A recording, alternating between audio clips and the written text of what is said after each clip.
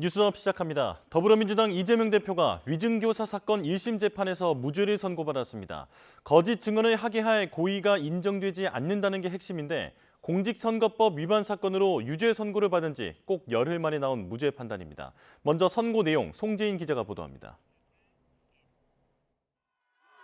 1년여 동안 이어진 이재명 대표의 위증교사 사건 1심 재판의 결론은 무죄였습니다.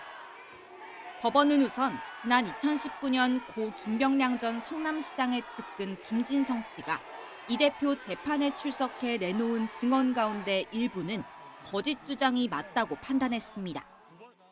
이 대표와 함께 김 전 시장 특혜 분양 의혹을 파헤치던 KBS 최초로 PD에 대한 고소를 취하하면 홀로 남는 이 대표로서는 불리해지지 않겠느냐며 KBS 측과 협의 중이라는 김 전 시장의 말을 들었다는 건 실제 김 씨의 기억과 어긋나는 말이었단 겁니다. 검찰은 이 같은 위증이 이 대표가 종용한 결과라고 주장해왔지만 1심 재판부의 판단은 전혀 달랐습니다. 먼저 이 대표는 김 씨에게 필요한 증언 내용을 전하고 어떻게 기억하는지 확인하는 연락을 했는데 이는 통상적인 증언 요청과 크게 다르지 않아 위증을 요구한 거라 보기 어렵다고 밝혔습니다. 무엇보다 김 씨와 접촉할 당시 이 대표로선 김 씨가 실제 재판에 나와 증언할지 어떤 부분을 위증할지 등을 미리 예측할 수 없던 상황이라 고의성이 인정되지 않는다고 판단했습니다. 이 대표가 변론 요지서를 주고 확인하게 한 것도 방어권 행사 범위 안에 들어온다고 설명했습니다. 징역 3년을 구형받았던 이 대표는 재판부에 감사의 뜻을 전했습니다.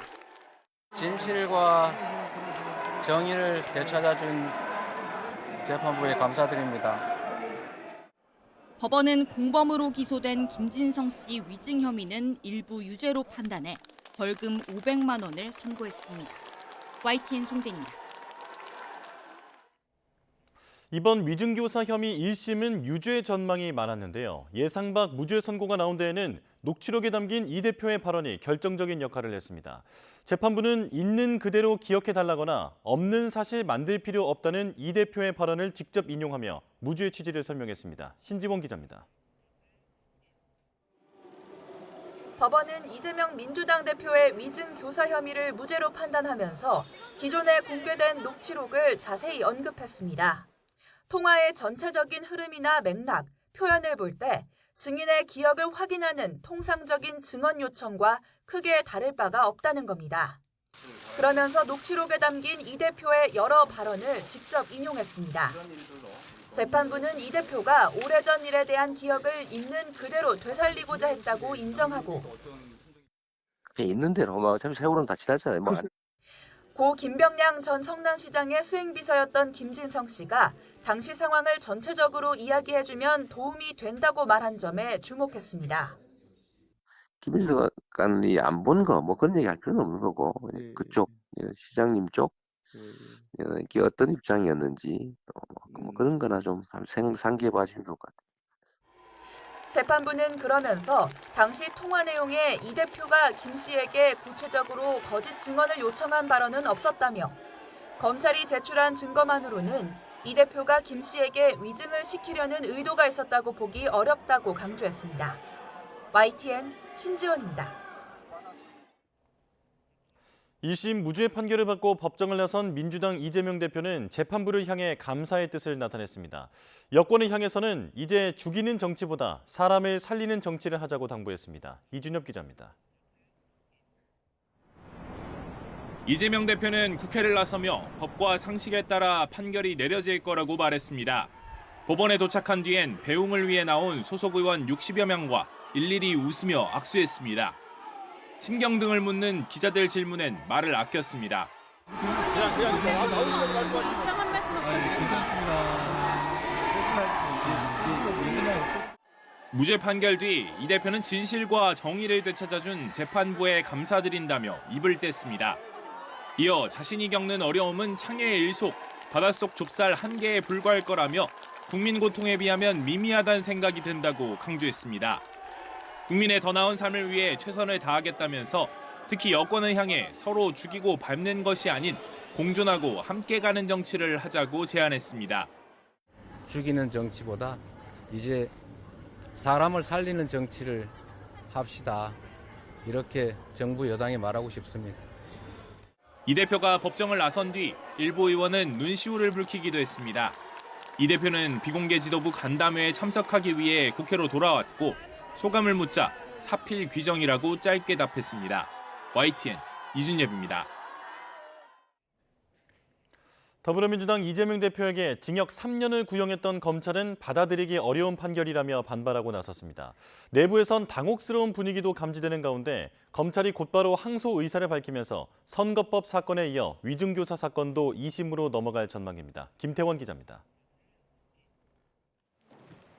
지난 결심 공판에서 이재명 대표에 대해 사법 질서를 교란한 중대범죄를 저질렀다고 질타하며 징역 3년의 실형을 구형했던 검찰.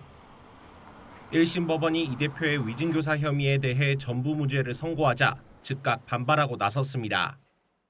검찰은 법리와 증거관계에 비춰볼 때 이 대표에게 무죄를 선고한 1심 판결을 납득할 수 없다고 밝혔습니다. 판결문을 면밀하게 검토한 뒤 항소해 2심에서 유죄 입증에 최선을 다하겠다며 이례적으로 항소 제기를 예고했습니다. 검찰은 이 대표의 증언 요청에 위증의 고의성이 입증되지 않았다는 재판부 판단에 날을 세웠습니다. 위증 혐의로 기소된 김진성 씨가 이 대표 부탁으로 범행했다고 자백한 데다 재판부도 이를 사실로 인정해 김 씨에겐 유죄를 선고하면서도 정작 이 대표는 고의가 없었다고 보고 무죄를 선고한 것은 이해하기 어렵다는 겁니다. 지난 15일에 이어 이번에도 유죄 판결을 확신했던 검찰 내부에선 당혹스러운 분위기마저 감지됩니다.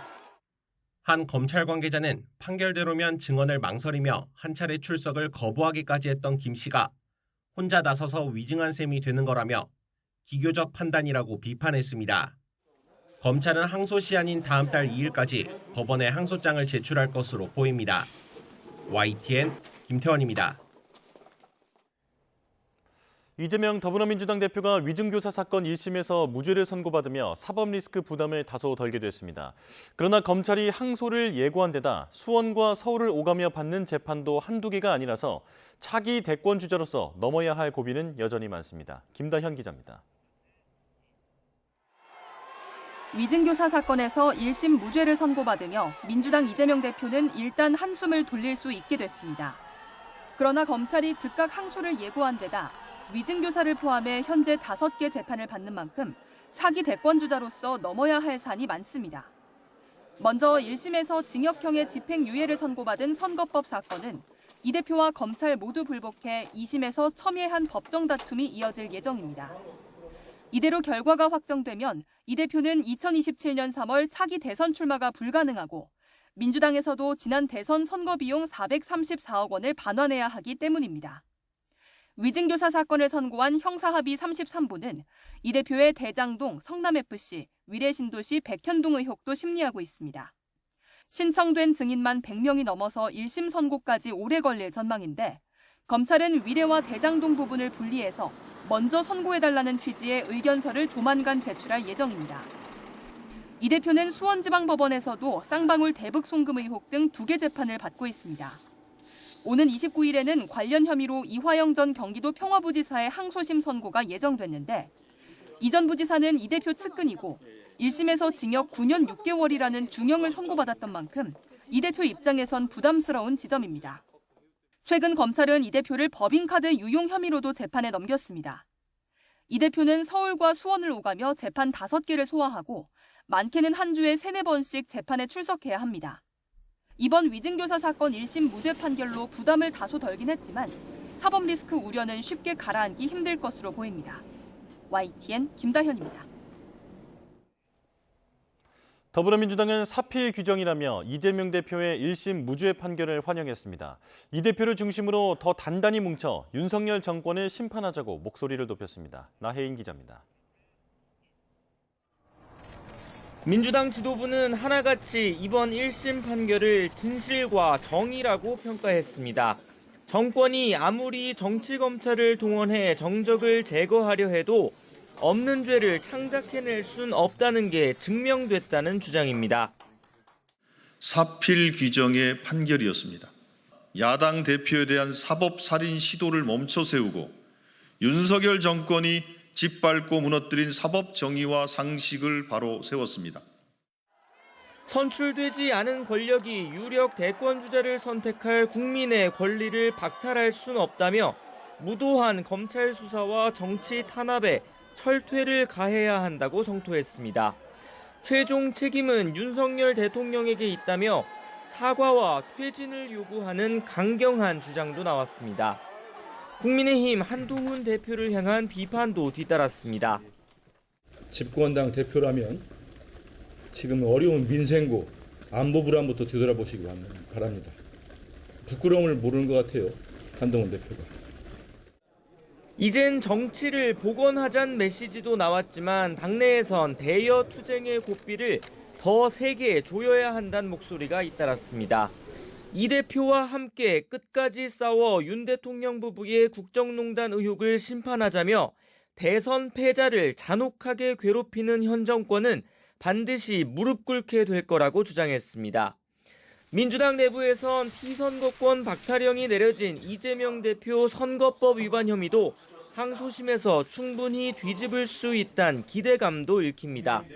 당장은 김건희 여사 특검과 검찰 지휘부 탄핵 공세를 강화할 가능성이 큰데 여권과의 극한 대치는 불가피해 보입니다. YTN 나인입니다. 국민의힘은 사법부 판단에 존중한다면서도 납득하기 어렵다는 반응을 보였습니다. 위증 사실은 인정됐는데 위증을 교사한 사람은 무죄라는 판단은 수긍하기 어렵다며 상급심에서 다른 결론이 나올 가능성도 배제하지 않았습니다. 박정현 기자입니다. 이재명 대표의 위증교사 혐의에 1심 무죄가 선고되자 여당은 당혹스러운 분위기가 역력했습니다. 지난해 9월 법원이 이 대표 구속영장을 기각하며 위증교사 혐의는 소명이 된다고 밝혔던 만큼 유죄 가능성을 높게 봐왔기 때문입니다. 당 지도부도 직접 입장을 밝히는 대신 서면으로 가름했습니다. 한동훈 대표는 자신의 SNS에 재판부 판단을 수긍하기 어렵지만 지난 15일 선거법 위반 유죄 판결을 인정했듯 이번 판결도 존중한다며 민주당 역시 이를 존중해야 한다고 강조했습니다. 추경호 원내대표도 사법부 판단을 존중하나 아쉬움이 남는다는 짧은 입장을 내놨습니다. 다만 당 내부적으론 위증 사실은 인정했는데 위증을 시킨 사실은 인정하지 않는다는 판결 논리는 모순이라는 반응이 적지 않았습니다. 위증한 사람이 있는데 왜 그런 행위가 이루어졌는지에 대한 사실관계가 규명되지 않은 상황에서 국민적 의구심은 여전히 해소되지 않았습니다. 법조계 출신 의원들도 상식 밖의 판결이라며 상급심에서 바로잡아야 한다고 목소리를 높였습니다. 이 대표 측에서 변론 요지서를 보내 사실관계까지 법원이 모두 인정했는데 교사 사실을 인정치 않은 건 논리적 법리적으로도 맞지 않는다는 겁니다. 국민의힘은 이 대표가 이미 유죄 선고를 받은 공직선거법 위반 사건과 남은 재판 리스크를 고리로 공세를 이어갈 거로 보입니다. 다만 이번 무죄 판결로 대야 공격의 화력을 높이려던 여당 계획에는 차질이 불가피하리란 분석도 나옵니다. YTN 박정현입니다. 어젯밤 경기도 화성시에 있는 한 모텔에서 불이 나 투숙객 10여 명이 다쳤습니다. 울산에서는 교통사고를 확인하려고 차에서 내린 운전자가 뒤따라오던 차에 받쳐 크게 다치기도 했습니다.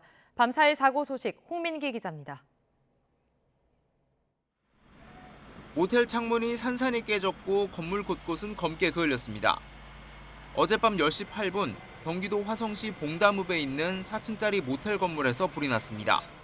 화재 경보기 음이 들리고 사장님께서 이제 불이야 하면서 소리 치셔가지고 저는 이제 그 소리 듣자마자 바로 그냥 문 열고 나왔는데 이 불로 호흡 곤란 중상자 3명 등 18명이 다쳐 인근 병원으로 이송됐습니다.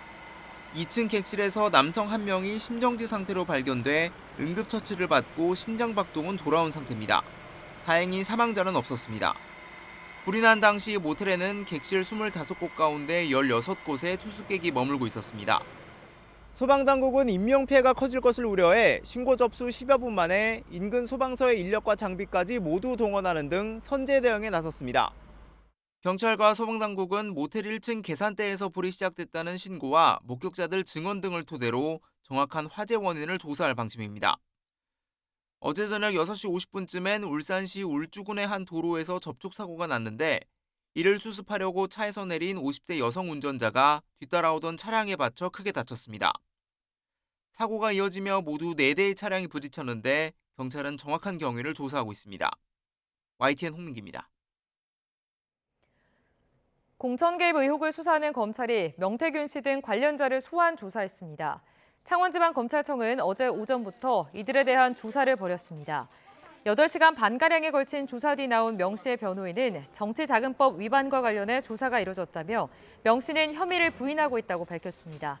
강혜경 씨는 검찰청사에 출석하면서 언론에서 거론되는 정치인들이 명 씨를 모른다고 꼬리 자르기를 하는데 사실대로 인정했으면 좋겠다고 말했습니다. 검찰은 오늘 오후 명 씨를 다시 불러 조사할 계획입니다. 인천지방검찰청은 어제 배우 이선균 씨를 협박해 3억 원을 뜯어낸 혐의를 받고 있는 유흥업소 실장 A 씨에게 징역 7년을 구형했습니다. 검찰은 A 씨가 피해자가 유명인이라는 사실을 노리고 대포폰을 구매하는 등 계획적으로 범행해 죄질이 불량하다고 구형 이유를 설명했습니다. A 씨는 지난해 9월 휴대전화가 해킹돼 협박받고 있다며 입막음용으로 돈이 필요하다는 이유로 이 씨로부터 3억 원을 뜯어낸 혐의를 받습니다. 당시 경찰 조사 결과 A 씨를 협박했던 해킹범은 평소에 같은 아파트에 살며 친하게 지낸 전직 영화배우였던 것으로 드러났습니다. 앞서 A 씨는 마약을 한 혐의로 지난해 11월 재판에 넘겨져 징역 1년을 선고받았습니다.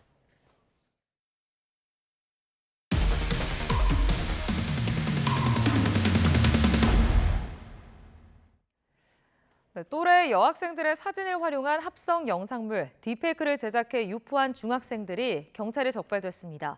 피해 학생은 큰 충격에 빠졌는데 교육청이 사건 처리 과정에서 실명을 그대로 공개하면서 2차 가해 논란으로까지 번졌습니다. 정현우 기자가 보도합니다. 지난 3월 중학교에 입학한 A양은 자신을 딥페이크로 합성한 사진을 봤다는 이야기를 친구에게 전해들었습니다.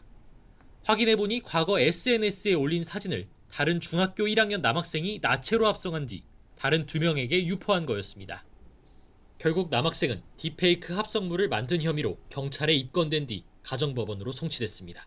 아이가 사진을 전송을 받고 나서 좀 많이 충격을 받은 상태고 이거를 알려지기가 많이 두려워하는 상태였어요. 사건 처리 과정에서 A양 측 부모는 아이가 받을 충격을 걱정해 학교와 경찰에 신원을 반드시 비공개로 해달라고 신신당부했습니다. 학교 측도 거듭 약속했습니다. 하지만 피해 학생과 학교 측의 거듭된 요구에도 교육지원청에서 이름을 공개한 통지서를 발송했던 겁니다. 천안교육지원청이 학교폭력심의위 소집 통지서를 피해자 3명과 가해자 3명에게 전달하면서 6명의 학교와 이름을 그대로 밝혀버렸습니다. 심지어 가해자의 진술까지 구체적으로 담고 있어 피해 상황은 고스란히 노출됐습니다. 저희 아이는 이미 신원이 노출됐기 때문에 이거는 되돌릴 수 없는 상황이라고 생각을 해요. 천안교육지원청은 잘못을 시인했습니다. A양이 자신이 신고했다는 사실만 숨기고 싶어 했던 것으로 이해해 신고 관련 내용만 뺐던 것이라며 향후 적극 익명 처리하겠다고 약속했습니다. 학생 결과적으로 그렇다고 하니까 이러한 사안 같은 경우에는 말씀하신 대로 적극적으로 익명 처리를 하겠다는 걸 말씀드리는 거예요. 하지만 A양과 부모는 2차 가해를 막아야 할 교육청이 오히려 피해 학생에게 더 큰 상처를 줬다며 근본적인 대책 마련을 촉구하고 있습니다. YTN 정현우입니다. 이스라엘이 레바논 무장정파 헤즈볼라와의 휴전안에 원칙적으로 잠정 합의했고 이르면 오늘 공식 발표할 것이라는 보도가 나왔습니다. 미 백악관도 휴전 합의가 임박했다며 최종 타결을 낙관했습니다. 보도에 정유신 기자입니다. 이스라엘이 레바논 무장정파 헤즈볼라와 휴전하는 방안을 원칙적으로 합의했다고 CNN 방송 등이 보도했습니다. CNN은 네타냐후 총리가 관료들과의 회의에서 미국이 제안한 휴전안을 잠정 합의했다며 이르면 오늘 내각 투표로 승인할 예정이라고 전했습니다. 인터넷 매체 악시오스도 합의가 골라인까지 도달했지만 아직 통과는 못한 상태라고 미 고위 관계자를 인용해 보도했습니다. 이번 휴전안 초안에는 이스라엘이 레바논 남부에서 철수하고 헤즈볼라도 리타니강 이남에서 빠져나가 완충지대를 만드는 내용이 담겨 있습니다. מהחיזבאללה לרדת דרומה מהליטני, השנייה למנוע מהחיזבאללה לבנות מחדש את כוחו. 이를 위해 양측이 60일 동안 과도기를 갖고 미국 주도하의 주변국들이 휴전안을 제대로 이행하는지 감시하도록 돼 있습니다. Permanent and sustainable security and peace on the Lebanese-Israeli border necessitates ending Israel's occupation of Lebanese territories. 미 백악관도 휴전 합의가 임박했다고 낙관하면서 바이든 미 대통령이 직접 발표할 것이란 전망까지 나왔습니다. This remains a top priority for the president, has for some time, and certainly is today as we speak, to get this ceasefire between Israel and Hezbollah. 하지만 양측의 거센 공세가 여전해 한 번의 실수로 협상이 무산될 수 있다는 우려도 나옵니다. 실제로 이스라엘은 주말 동안 베이루트 공습에 나서 30명 가까이 숨졌고 헤즈볼라도 로켓 200여 발로 반격에 나서기도 했습니다. 실제 휴전이 성사된다면 지난해 10월 하마스와 가자 전쟁에 이어 레바논에서 헤즈볼라와 확전된 이후 1년 만에 포송이 멈추게 됩니다. YTN 정윤신입니다. 뉴욕 유가는 이스라엘과 레바논의 친이란 무장정파 헤즈볼라 간의 휴전 합의가 임박했다는 기대로 급락했습니다. 뉴욕 상업거래소에서 그널물인 1월 인도분 서부 텍사스산 원유는 전장 대비 2.3달러, 3.23% 낮아진 배럴당 68.94달러의 거래를 마쳤습니다. 국제시장 비교 대상인 브렌트유 1월 인도분 가격은 전장 대비 2.16달러, 2.87% 하락한 배럴당 73.01달러에 마감하며 3거래일 만에 하락 반전했습니다. 유가는 이스라엘과 헤즈볼라가 휴전 합의에 근접했으며 최종 타결만 남겨놓고 있다는 소식들이 잇따라 전해지면서 장중 내리막길을 걸었습니다. 프라이스 퓨처그룹은 네타냐후 이스라엘 총리의 레바논 휴전 협정 승인은 유가 하락세의 촉매가 될 수 있지만 세부 내용이 나오면 더 지켜봐야 한다고 분석했습니다. 북한이 러시아의 단거리 탄도미사일을 지원하는 것으로 알려진 가운데 이 미사일을 제조하는 북한 내 핵심 군수 공장이 확장 공사 중이라는 분석이 나왔습니다. 이 밖에 북한과 러시아를 연결하는 철도 검문소가 본격 운영되고 내년 체육 교류 의정서도 조인하는 등 북러 협력은 점점 가속화되는 분위기입니다. 김재영 기자가 전해드립니다. 미국의 민간 위성업체 플래닛랩스가 지난달 초 촬영한 함경남도 함흥의 2월 11일 공장 위성사진입니다. 미국의 싱크탱크 제임스 마틴 비확산 연구센터 분석에 따르면 건설 중인 추가 조립시설과 근로자들을 위한 주택으로 보이는 새 건물들이 관찰됩니다. 또 북한 당국이 단지 내 지하시설의 출입구를 보강하는 듯한 움직임도 포착됐습니다. 연구센터 샘레어 연구원은 이 공장이 화성 11형 미사일을 생산하는 것으로 알려진 유일한 공장이라고 설명했습니다. 또 위성사진에서 포착된 움직임은 이 공장의 처리량을 대폭 늘리거나 늘리려고 한다는 점을 시사한다고 밝혀 주목됩니다. KN-23이라고도 불리는 화성 11형은 북한의 주력 단거리 탄도미사일로 우크라이나와 서방 국가들은 러시아가 이를 지원받아 전장에서 사용하고 있다고 보고 있습니다. 앞서 이 미사일에 미국 등 서방 부품이 대거 사용된 정황이 포착되기도 했습니다. Корпуса ракеты, все електронна начинка, вся іноземна. Корейського там нічого нема. Корейський тільки метал, який швидко ржавіє. 러시아와 북한의 협력 강화는 이 밖에도 곳곳에서 감지됩니다. 두 나라의 접경에 있는 핫산 두만강 철도 검문소가 올해 들어 본격 운영되고 있는 건 국경무역 강화의 반증이기도 합니다. 또한 양국은 내년 체육교류 내용을 담은 의정서를 조인했습니다. 특히 내년부터 2년마다 번갈아가며 하계 체육대회를 열기로 합의하는 등 스포츠 분야에서도 협력 확대 강화 흐름을 이어나가기로 했습니다. YTN 김지영입니다.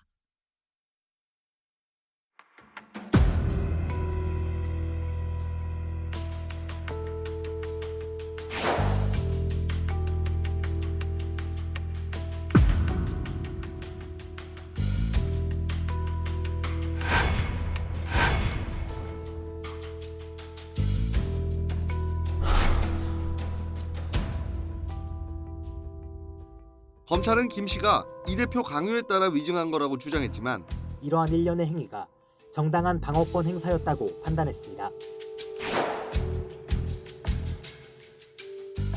검찰이 제출한 증거만으로는 이 대표가 김 씨에게 위증을 시키려는 의도가 있었다고 보기 어렵다고 강조했습니다.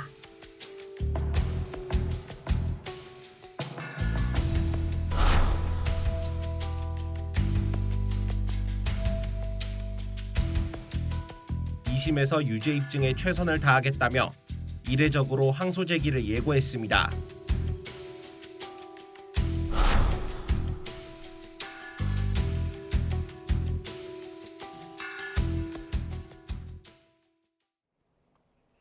네, 계속해서 관련 내용 자세히 짚어보겠습니다. 서정빈 변호사와 함께합니다. 어서 오십시오. 안녕하십니까? 네. 자, 사실 위증 교사 1심 상당히 유죄 가능성이 높게 예상이 됐었는데 이번에 무죄가 나왔습니다. 일단 선고 결과 어떻게 보셨습니까? 네, 사실 저도 개인적으로 이 사건 결과가 어떻게 나올지 상당히 좀 예측하기 힘들었습니다. 예. 왜냐하면 작년 이재명 대표에 대해서 구속영장이 청구가 됐을 때 기각이 되긴 했지만은 위증 교사 혐의에 대해서는 소명이 된다라는 판단을 받았고 예. 그때는 그렇다면 이 본안 판단까지 갔을 때 혐의 입증이 어느 정도 굳어지지 않을까 이렇게 생각을 했었습니다. 그런데 또 실제 재판 과정에서 이 김진성 씨와의 그런 녹취록 전부가 공개가 되면서 그 내용을 봤을 때는 또 그 내용 중에 이재명 대표가 기억나는 대로 진술을 해달라라는 표현들이 여러 번 들어가 있었기 때문에 이건 또다시 이재명 대표에게 유리한 증거가 아닐까 그렇게 생각을 했습니다. 근데 또 이후에는 열흘 전에 있었던 그런 공직선거법 위반에서 상당한 중형을 선고받은 그런 분위기를 또 보고는 과연 이게 결론이 어떻게 날지 무척 예측하기 힘들었다 이런 상황이었었는데 선고 내용이나 혹은 설명 자료를 봤을 때 이 재판부에서 또 결론을 내리는데 상당히 고심을 했던 것 같고 또 그래서 결론에 대해서 근거를 설명하는 데도 상당한 노력을 기울였다라고 생각이 들었습니다. 특히 이제 결론에 있어서 이재명 대표와 김진성 씨 사이의 녹취록 전반에 대해서 그 내용들을 상세하게 근거로 들고 있고 두 사람 사이 전체 녹취록이 이제 판단에 있어서 상당한 영향을 미쳤던 것으로 보여집니다. 예. 자, 이 법조인들의 반응도 좀 궁금한데요. 앞서 언급을 해주셨던 대로 열흘 전입니다만 그 선거법 위반은 사실 벌금 정도 전망이 되다가 중형이 나왔고요. 그리고 이번엔 유죄 전망이 많았지만 아예 무죄가 나왔습니다. 사실 법조인들 반응은 어떻습니까? 네, 말씀하신 것처럼 처음 그 사건, 공직선거법 사건 같은 경우에는 대부분 그래도 중형은 피할 수 있지 않을까라는 의견이 조금 더 우세했던 게 맞는 것 같고 또 이후에 그 사건에서 징역 1년 집행유예 2년이라는 선고 결과가 나오자 이번 위증 사건에서는 그것보다 더욱 심각하게 판단을 받을 수가 있다. 그래서 기본적으로는 유죄를 전제를 하고 그 형이 무척 중할 것이다라는 그런 의견이 그나마 조금 더 우세했던 상황인 것 같습니다. 그런 상황이었기 때문에 사실 이번에 유죄 선고가 나온 부분에 대해서는 상당히 이례적이다라는 평가를 하는 분들도 계시고 예상하지 못했다라고 이제 말씀을 하시는 분들도 계신 것으로 알고 있습니다. 예. 자, 그렇다면 이번 1심 선고 내용을 자세히 짚어보겠습니다. 이 대표가 김진성 씨에게 변론 요지서를 보내기도 했고 그리고 김진성 씨가 법정에서 내가 위증했다라고 자백도 했는데 이건 인정되지 않은 것 같더라고요. 자, 어떻게 보십니까? 네, 우선 이 법원의 전체적인 판단을 한번 살펴보자면 결국에는 이재명 대표가 이 김진성 씨에게 증언을 요청할 때 그 내용을 보면 위증을 교사하는 행위라고 볼 수가 없다. 그리고 위증 교사의 고의도 인정되지 않는다라고 판단을 했습니다. 조금 더 세부적으로 보자면 이 판결에 의할 때 이재명 대표가 김진성 씨에게 요청한 증언은 당시 김병량 성남시장과 KBS 측 사이의 그런 흐름 그리고 전해 들은 이야기나 혹은 당시의 상황 또 당시 본인을 몰아가는 분위기 등에 대해서 증언을 요구했다라고 판단을 했고요. 그런데 김진성 씨의 그 위증죄가 인정된 부분, 그러니까 이 김병량 측과 KBS 측 사이에 이재명을 주범으로 몰기로 하는 그런 협의에 대해서 또 KBS PD에 대한 고소 취하를 약속했다라는 내용에 대해서는 이재명 대표가 증언을 요청하지 않았다는 것입니다. 뿐만 아니라 이 증언 요청 방법과 관련해서도 당시 대화 내용을 들어보면 이 필요로 하는 그런 증언이 무엇인지에 대해서 언급을 하고 또 증인이 기억하거나 알고 있는 사실에 대해서 확인하는 방식. 그렇기 때문에 통상적인 그런 증언 요청과 크게 다르지가 않다. 또 자신이 필요로 하는 증언에 대해서 언급했다고 해서 그것 가지고 위증을 요구했다라고 보기 어렵다라고 일단 또 판단을 했습니다. 뿐만 아니라 그 변론 요지서 관련해서도 당시에 이재명 대표가 이 검사 사칭 사건 당시에 처해 있던 상황 그리고 자기 의문에 대해서 설명을 하면서 기억을 상기시키기 위해 변론 요지서를 제공하는 것이 상식에 반한다거나 혹은 방어권 정도를 벗어났다고 보기 어렵다라고 판단을 했습니다. 예. 결국 종합을 하자면 김진성 씨가 이제 거짓 증언, 그러니까 위증이 인정된 부분에 대해서는 이재명 대표가 요구한 적이 없다. 그리고 기억하거나 동조하는 사항, 명백히 부정하지 않는 사항에 대해서만 명시적으로 증언을 요청한 것이기 때문에 이것을 위증 행위라고 볼 수가 없다라고, 위증 교사 행위라고 볼 수 없다, 이렇게 판단을 했다고 보시면 될 것 같습니다. 예, 여기서 좀 작은 부분을 하나 여쭤보고 싶은 게 변론 요지서라는 단어가 지금 계속 관련 보도에서 많이 나오지 않았습니까? 이 변론 요지서라는 게 뭡니까? 결국에는 이 재판 과정에서 혹은 수사 과정에서 변호사가 의견서를 제출하게 되는데 예. 변론 요지서라 하면 보통 재판 중에 이제 변호사가 의견서를 제출할 때 그것을 보고 변론 요지서라고 합니다. 네. 대부분은 최종적인 변호인 의견서를 보고 변론 요지서라고 하는데요. 사실 이렇게 피고인에게 그리고 의뢰인에게 유리한 그런 증인에게 증언 사항 같은 것들을 요청을 할 때 네. 말로 이제 어떤 상황인지 어떤 내용을 기억하는지 물어보는 경우도 있지만 이렇게 의견서나 혹은 변론 요지서를 보내서 기억을 상기시키는 경우도 가끔씩 있습니다. 그래서 예. 이런 변호인 의견서, 변론 요지서를 보낸 것도 피고인의 그런 방어권 보장 측면에서 그 정도를 넘어가지 않는다라고 판단을 했습니다. 그렇군요. 그러니까 변론 요지서를 하나 보내드리겠다라고 하는 말이 위증을 교사한 것으로 볼 수는 없다라고 지금 법원은 판단했다라는 말인데요. 자, 이제 가장 쟁점이 되는 부분이 앞서 설명해 주신 대로 김진성 씨가 위증 혐의가 인정이 됐습니다.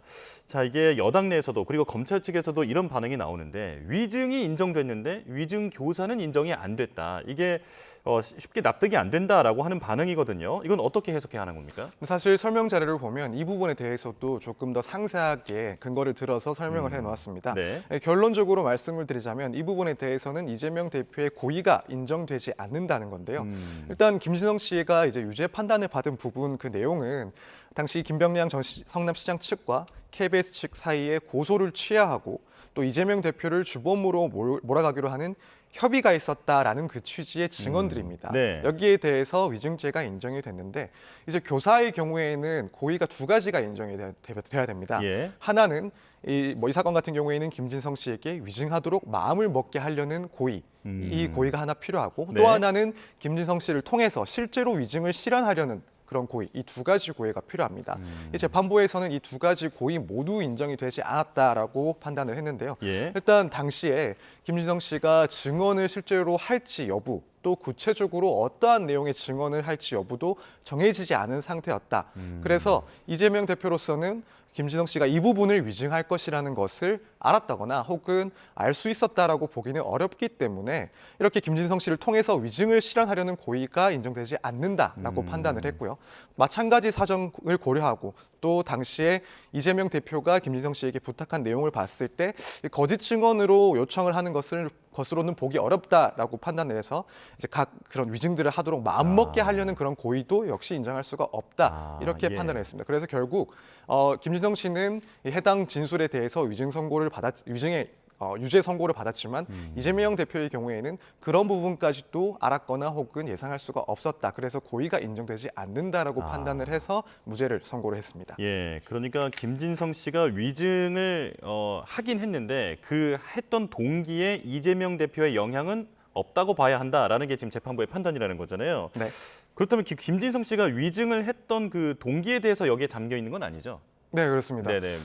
어떤 의도로 위증을 했다라고 하는 부분이 담겨 있는 건 아니라는 말씀이시죠? 네, 그렇습니다. 네네. 그런 이유, 결국에는 부탁하지 않은 증언을 한 부분, 이게 위증으로 판단이 된 건데 예. 이런 문제가 있기 때문에 사실 또 여권이나 혹은 비판적인 입장에서는 그렇다면은 교사를 하지도 않은 부분을 위증한 이유가 무엇이 있느냐라고 또 비판을 하고 있는 상황입니다. 그렇군요.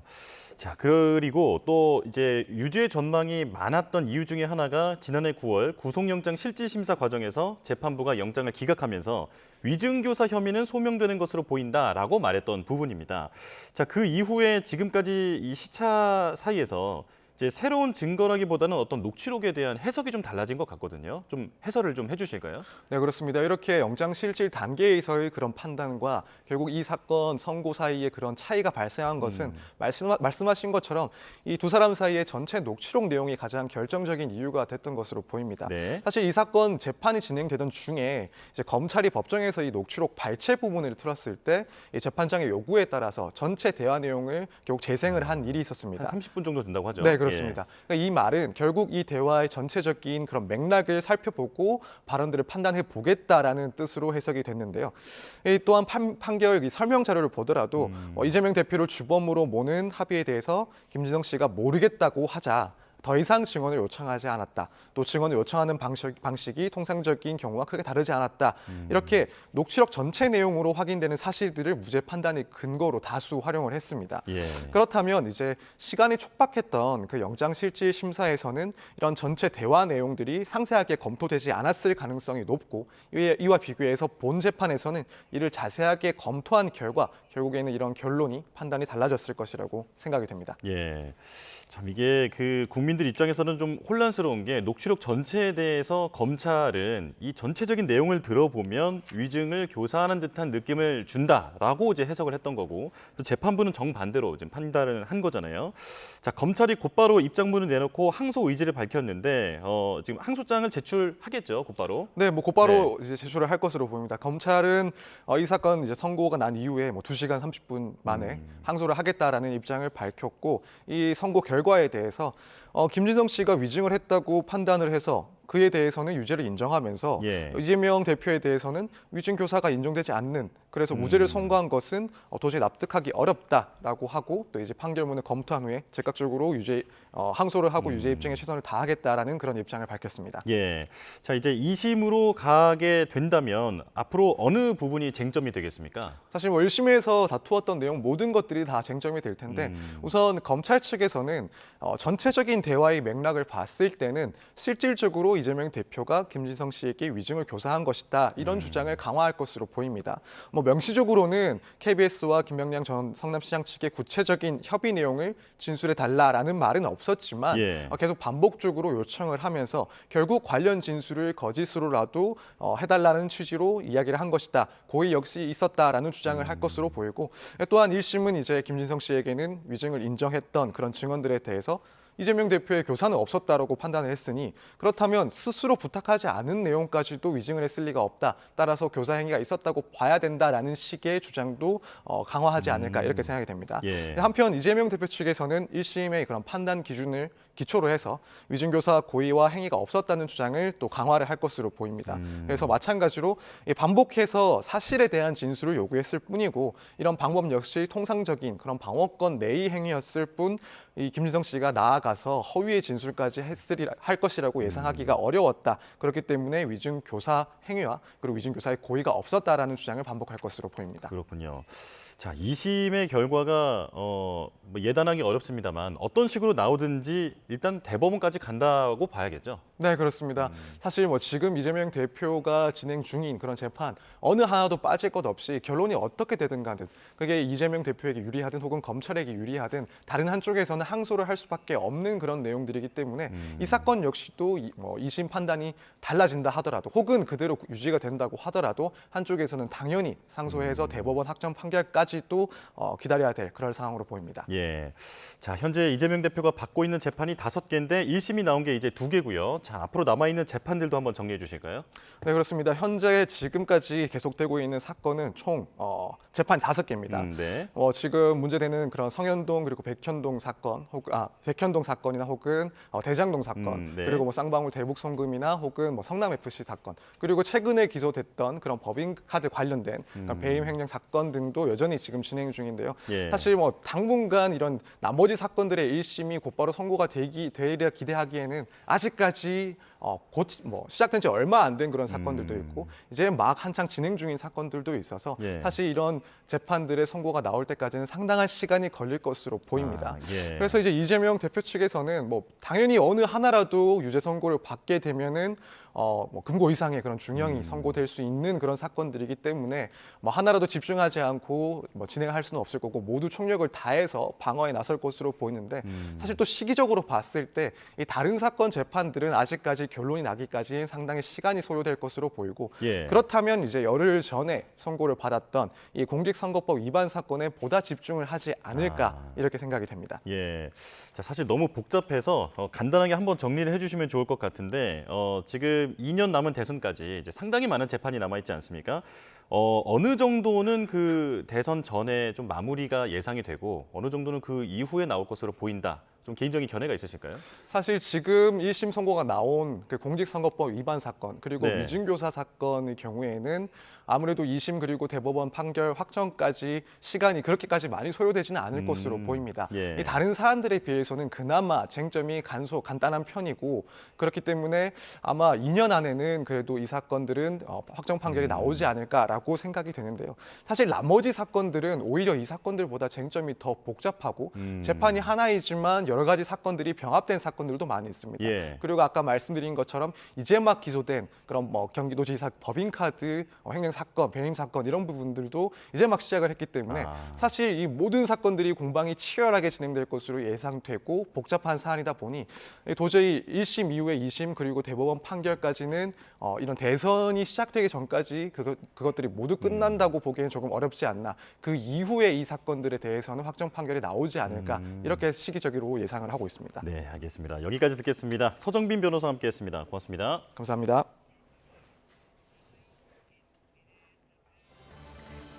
11월 26일 뉴스업 주요 일정 정리합니다. 정부는 오늘 한덕수 국무총리 주재로 국무회의를 열고 김건희 여사 특검법에 대해 대통령의 제2요구권 행사를 건의할 방침입니다. 윤석열 대통령은 국무회의 직후 이를 재가할 것으로 예상됩니다. 400억 원 넘는 부당대출에 관여해 우리은행에 손해를 끼친 혐의를 받는 손태승 전 우리금융지주 회장이 구속 관림길에 섭니다. 금융감독원의 현장 검사 결과를 넘겨받아 수사에 착수한 검찰은 사안이 중대한 건 물론 손 전 회장이 피의자로 전환된 우리은행 전현직 관계자들과 입을 맞추는 등 증거인멸 우려가 있다고 판단했다고 설명했습니다. 종합부동산세 납부 시한이 다가오고 있는 가운데 기획재정부가 올해분 고지 현황을 밝힙니다. 정부가 징벌적 과세라며 종부세 부담을 크게 완화한 가운데 올해 몇 명이 얼마나 내는지 과세 현황이 나오는 겁니다. 뉴스업 주요 일정이었습니다.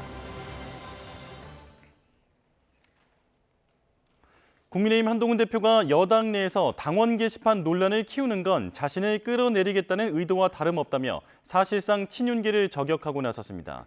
당 지도부 회의에서 친윤계 김민전 최고위원과 공개 설전을 벌인 뒤 날선 반응을 내놓은 건데 개파 간 갈등의 골이 깊어지는 모습입니다. 임성재 기자입니다.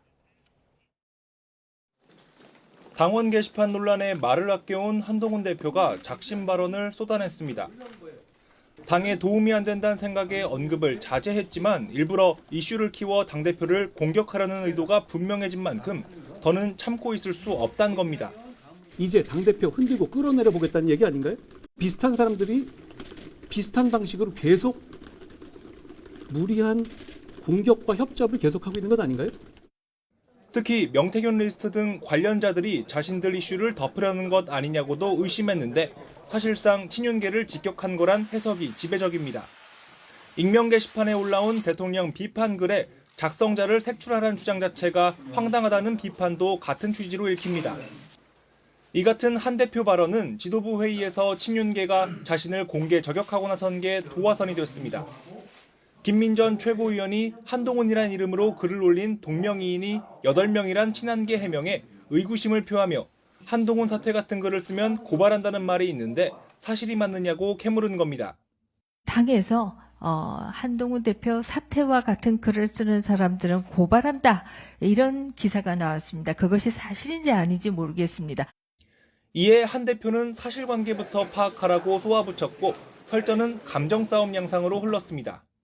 제가 한 말씀 드리죠. 발언하실 때 사실관계 좀 확인하고 말씀하시면 좋겠는 게요. 그런 고발을 준비하고 있는 사람이 없습니다. 이어진 비공개 회의에서도 팩트체크도 안 하고 이야기하느냐는 비판과 최고위원이 말하는데 왜 끼어드느냐는 발언 등 친한 친윤계 간 고성이 오간 거로 알려졌습니다. 이재명 대표 위증교사 1심 무죄 선고 날 여당은 분열상을 여과 없이 드러낸 셈인데 자칫 야당의 특검 공세에 이탈 흐름으로 이어질까 우려하는 목소리도 나옵니다.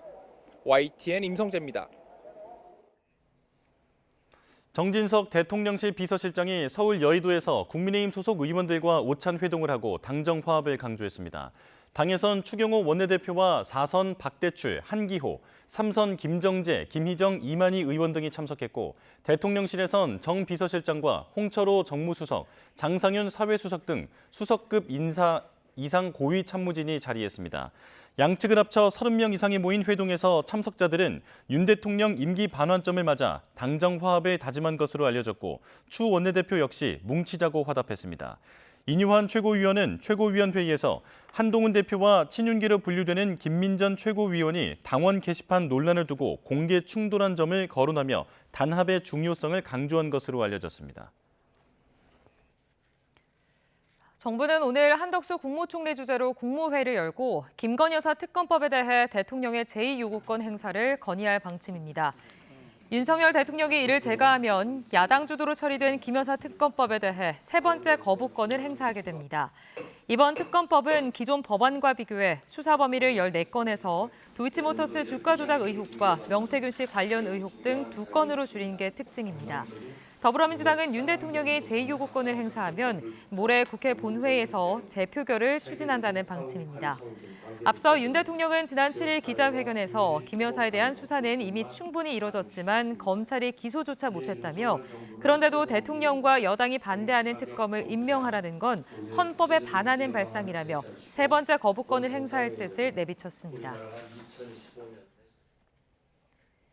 더불어민주당은 윤석열 대통령이 김건희 여사 특검법에 또다시 제2요구권, 즉 거부권을 행사하면 모레 본회의에서 재표결을 추진할 방침입니다. 이재명 대표는 국회에서 기자들과 만나 국민의힘 의원들이 정치를 하는지 아니면 사육을 위해 일하는지 이번 재표결에서 드러날 것이라며 대호각성을 기대한다고 말했습니다. 민주당은 또 모레 본회의에서 김 여사 도이치모터스 주가 조작 연루 의혹을 무혐의 처분한 이창수 서울중앙지검장과 조상원 4차장 검사, 최재훈 반부패 2부장의 탄핵 소추안도 보고한다는 계획입니다. 국민의힘이 한동훈 대표를 위원장으로 하는 민생경제특별위원회를 구성했습니다.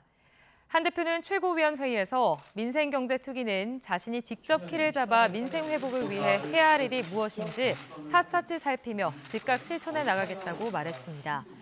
이어 성장과 복지를 모두 아우르는 정책을 개발하고 실천하겠다며 재정과 국토개발, 노동과 환경, 과학기술 등 모든 분야에서 미래 대한민국의 종합 전략을 수립할 수 있도록 당력을 총동원할 것이라고 강조했습니다. 특위는 모두 9명으로 특위 부위원장은 국회 기획재정위원장인 송원석 의원이 맡고 유이동 여의도 연구원장과 관련 상임위 여당 간사인 권영진, 김형동, 박수영, 최형두 의원이 위원으로 위촉됐습니다. 예금자 보호 한도를 현행 5천만 원에서 1억 원으로 올리는 내용의 예금자 보호법 개정안이 여야 합의로 국회 정무위원회 법안소위원회를 통과했습니다. 정무위는 법안소위를 열고 여야 정책위의장의 합의에 따라 이같이 의결했습니다. 개정안 시행 시점은 공포 후 1년 이내로 대통령령으로 정해집니다. 우리 정부와 유족이 별도로 사도광산 노동자 추도식을 열고 강제징용 노동자들의 희생을 애도했습니다. 내년 한일 국교 정상화 60주년을 앞두고 있지만 일본의 역사 부정과 사죄 거부가 계속되는 한 추도식은 파행적 개최가 불가피해 보입니다. 일본 사도에서 김세호 특파원의 보도입니다. 일본 사도시의 산 중턱에 조선인 노동자를 기리는 공간이 마련됐습니다. 유족들은 헌화하며 고인의 넋을 달랩니다. 이곳은 사도광산 조선인 노동자들이 생활했던 숙소터입니다. 이번에 별도로 마련된 추도식에는 유족과 정부 관계자 30여 명이 모인 가운데 진행됐습니다. 전날 일본 측 추도식에 불참했던 주일 한국 대사는 이번 한국 측 추도식에서 직접 추도사를 낭독했습니다. 이 추도식이 돌아가신 한국인 노동자분들과 유가족분들의 마음에 조금이라도 위로가 될 수 있기를 간절히 소망합니다. 애초에 일본은 사도광산의 세계문화유산 등재 조건으로 매년 조선인 노동자를 위한 추도식 개최를 약속했습니다. 하지만 등재 이후 소극적인 태도로 일관했습니다. 일본 정부 대표도 행사를 불과 이틀 앞두고 정했지만 이마저도 야스쿠니 참배를 한 극우 인사를 보내 논란을 키웠습니다. 추도사 어디에도 조선인 강제 노동에 대한 언급은 없었고 사죄와 관련해서도 대상조차 애매한 애도라는 표현이 전부였습니다. その戦略はなしにして目の前の人のこと目の前の人の人権をきちんと考えれば謝罪の言葉は出てくるはずだと思います。 일본 정부는 한국 정부가 일본 측이 마련한 추도식에 불참한 데 대해 유감을 표명하고 있습니다. 韓国側の追悼式欠席の理由についてご説明する立場にはございませんが、韓国側が参加しなかったことは残念であるというふうに考えております。 하지만 일본이 강제 노역에 대한 전향적인 태도를 보이지 않는 한 사도광산 추도식은 이후에도 계속 파행적 진행이 불가피해 보입니다. 일본 사도시에서 YTN 김세호입니다.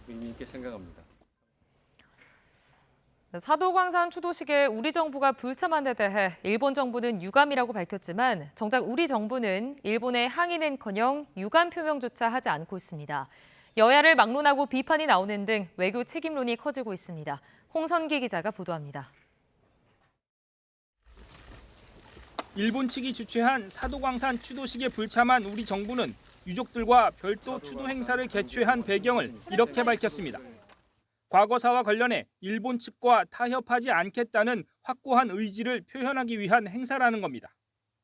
그러나 일본 측과 참석 인사나 추도사에 대한 합의도 없이 추도식 날짜부터 정하고 유족들을 데리고 일본으로 떠난 데 대한 해명은 없었습니다. 오히려 일본 정부 대변인격인 관방장관이 우리 측의 불참에 유감을 표명하는데도 우리 정부는 항의는커녕 유감 표명도 하지 않고 있습니다. 정부가 조심스런 태도를 보이는 가운데 이번 사태가 외교 실패라는 비판은 점점 거세지고 있습니다. 군함도 세계유산 등재 때도 일본의 뒤통수를 맞고 또 같은 실수를 반복했다는 지적입니다. 대한민국 정부 스스로 일본의 식민 지배를 정당화한 최악의 외교 역사로 기록될 것입니다. 심지어 여당에서도 원내대표가 최고위 자리에서 직접 외교당국의 반성을 촉구하기도 했습니다. 우리 정부의 요구사항이 제대로 반영되지 못한 데 유감스럽게 생각하며 이와 같은 결과가 우리 외교당국의 안일한 태도 때문은 아니었는지 겸허한 반성과 점검도 필요하다고 생각합니다. 외교부는 그러나 양국의 이익에 모두 부합하는 한일 관계 발전을 위해 계속 노력하고자 한다며 어렵게 회복한 한일 관계가 다시 나빠질까 걱정하는 모습을 보이고 있습니다. 하나 단일성인 어떤 문제 이런 것들이 전반적인 양국 관계 흐름에 지장을 초래하지 않도록 양국이 노력을 해야 된다고 저는 생각하고 그러한 방면에서 일본 외교당국과 계속 협의해 나갈 생각입니다. 조태열 외교부 장관이 해외 출장 중인 가운데 외교 책임론은 점점 커지는 모습이어서 외교당국의 고심도 함께 깊어질 것으로 보입니다. YTN 홍선기입니다. 일본 교도통신은 사도광산 추도식에 참석한 일본 정부가 지난 2022년 야스쿠니 신사를 참배했다는 자사의 보도는 오보라고 밝혔습니다.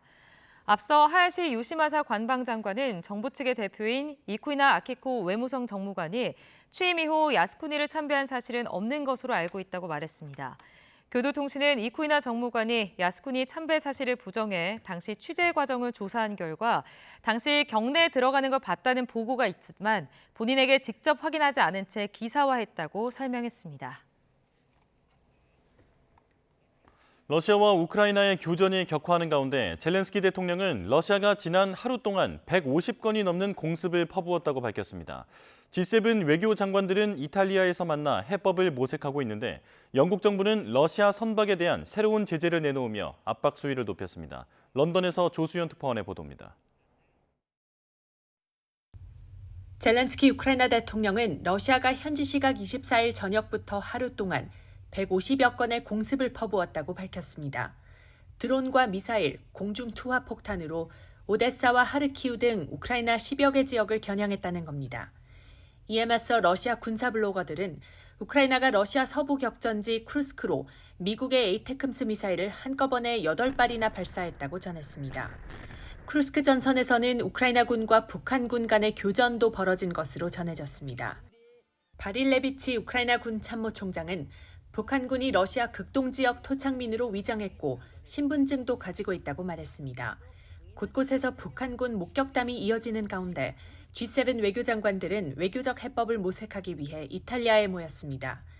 영국은 러시아 선박 30척에 대한 제재를 새롭게 발표하면서 러시아 유령 선단에 대한 최대 규모의 제재라고 밝혔습니다. It underlines the UK commitment to Ukraine. We are supporting them by £3 billion a year, every year, for as long as it lasts. 내년 1월 출범하는 미국 트럼프 정부가 우크라이나에 대한 지원을 줄일 가능성이 제기되면서 프랑스와 영국이 유럽 중심의 군사 지원을 이끌 가능성도 거론되고 있습니다. 양국은 민간 방위산업회사 활용 방안 등 국방 협력을 논의하고 있는데 유럽군의 우크라이나 파병론이 다시 살아날지 주목됩니다. 내일 G7 외교장관 회의에서는 우크라이나가 참석하는 특별 세션과 함께 개별 양자회담들도 예정돼 있어 우크라이나 지원 강화를 위한 외교전이 이어질 전망입니다. 런던에서 YTN 조수연입니다. 러시아는 우크라이나 전쟁과 관련해 트럼프 미국 대통령 당선인 측에서 평화를 언급하는 것과 달리 바이든 현 정부는 갈등을 키우기만 한다고 비난했습니다.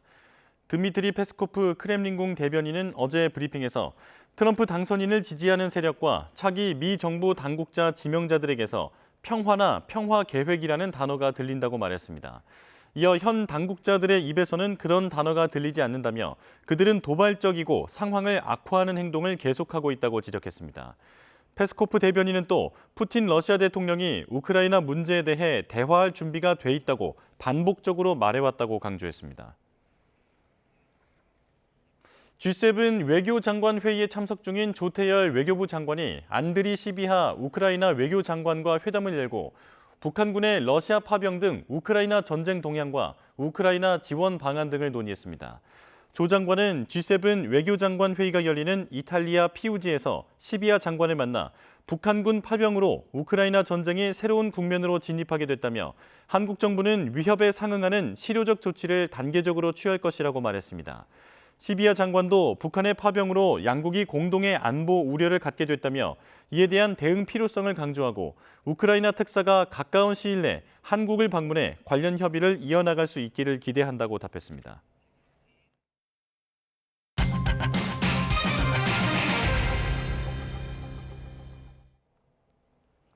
겨울의 시작을 앞두고 이번 주 날씨가 비상입니다. 오늘은 전국에 강풍을 동반한 비가 내리는데 제주도에는 최고 100mm 넘는 호우가 예고됐습니다.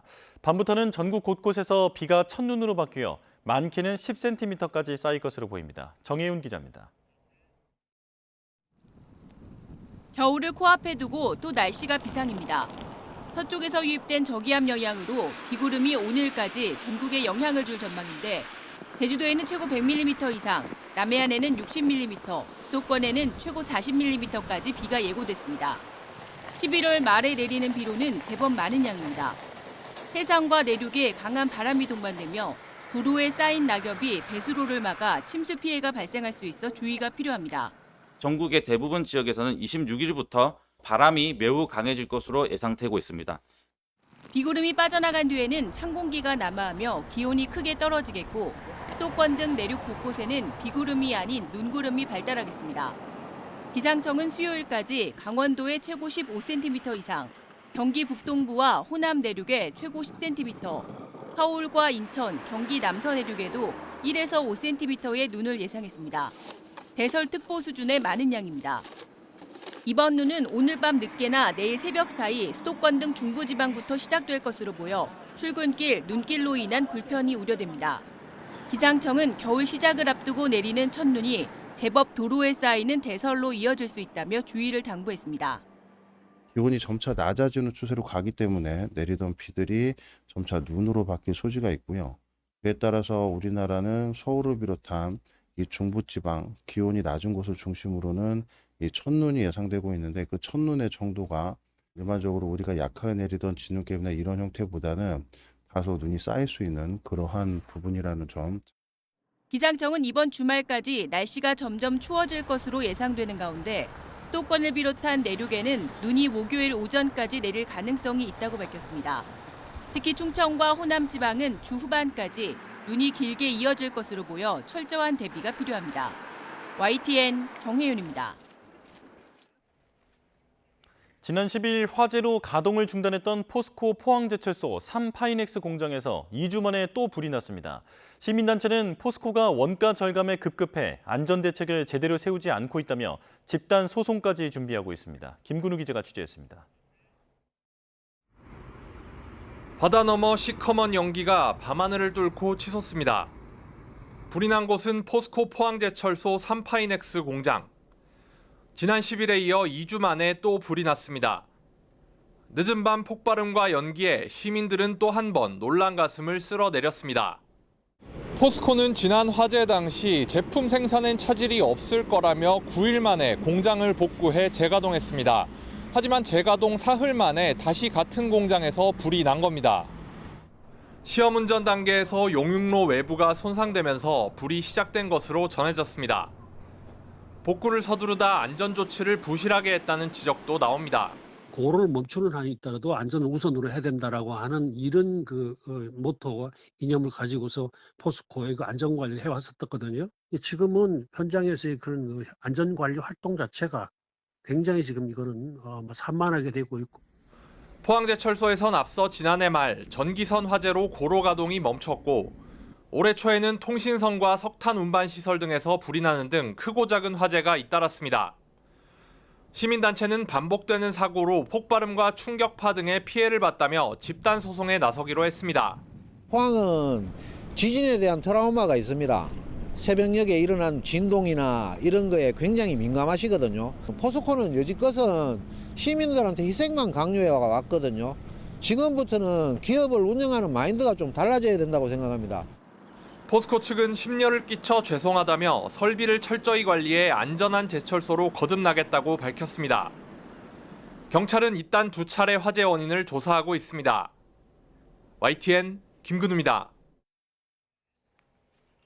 노동자 23명이 숨진 아리셀 공장 화재와 관련해 구속 기소된 박순관 대표 측이 자신은 등기상 대표일 뿐이라며 중대재해처벌법 위반 혐의를 부인했습니다.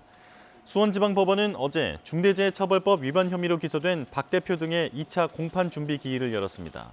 박 대표 측은 자신은 아리셀의 등기상 대표일 뿐 아리셀의 실질적 경영자는 아들 박중원 총괄본부장이라며 혐의가 없다고 주장했습니다. 박 본부장은 화재 안전관리 조치가 일부 미흡했다고 인정하면서도 이로 인해 화재가 일어났다고 보기는 어렵다며 혐의를 부인했습니다. 어제 재판에는 희생자 유족 20여 명이 참석했습니다. 공판 준비 기일에는 피고인의 출석 의무가 없어 박 대표 등은 법정의 모습을 드러내지 않았습니다.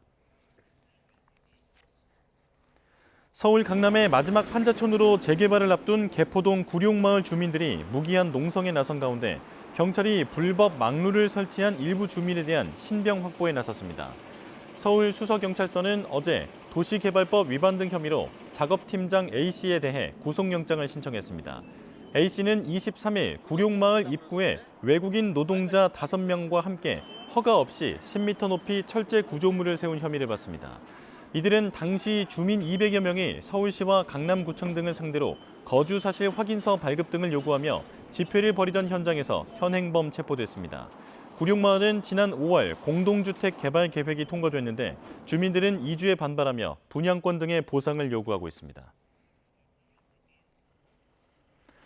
산후조리원에서 자신의 아이를 살해한 혐의로 산모가 구속됐습니다. 청주지방법원은 도주 우려가 있다며 30대 A씨의 구속영장을 발부했습니다. A씨는 지난달 10일 충북 청주시 흥덕구의 산후조리원에서 팔에 장애가 있는 생후 일주일 아기를 살해한 혐의를 받습니다. A씨는 경찰 조사에서 아이가 엎어진 자세로 숨져 있었다고 진술한 것으로 알려졌지만 경찰이 압수한 휴대전화에서 A씨 부부가 아이를 살해하려 공모한 정황이 발견된 것으로 알려졌습니다.